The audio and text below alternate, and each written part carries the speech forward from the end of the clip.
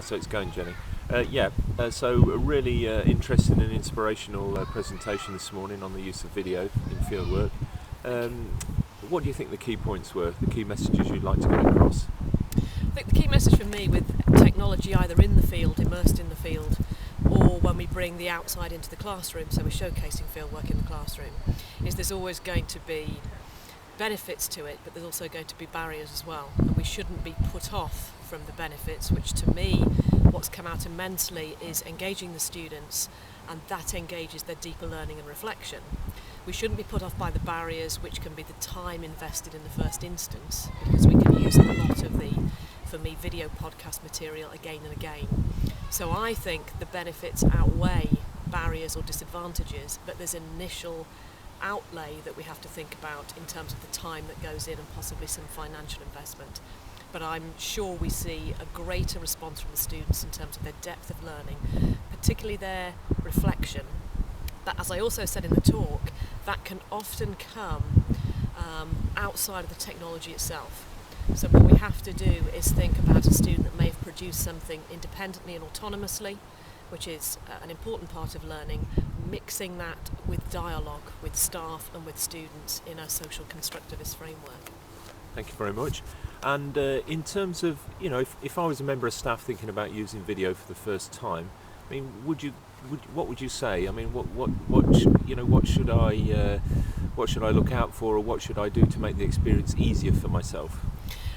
Planning, because when I did mine the first time, I hadn't got a long lead-in time to get my technology ready, and that puts a stress on you when you've got your normal classes that you're trying to do, when you're trying to focus dissertation students. It seems like a burden.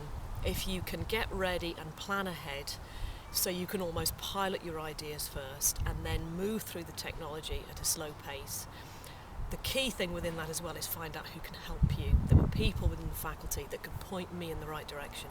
So with the lead-in time and the help of administrative support and other colleagues, you can get to the end product that you want a lot more quickly and a lot more efficiently.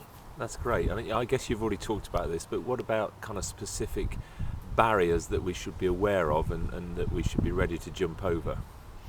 The barriers are different. Part of it, as we say, is our time and effort on staff.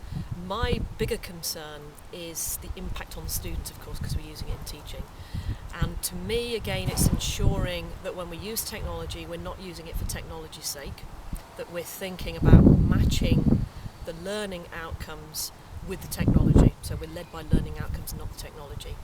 When I've used video podcasts, as I talked about in the talk, there's a tendency for students to treat it superficially in the first instance. So they can acquire facts from the technology, and it's taking them that stage further into deeper learning and skills that can be translated into assessment output. So we see a lot of enjoyment with technology quite often.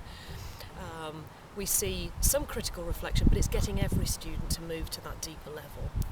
And that takes extra time, extra thought and extra effort. It's not a case of, I've produced this product with technology, I think, and every student will respond. We've got to think about that personal use and different learning styles. Thank you.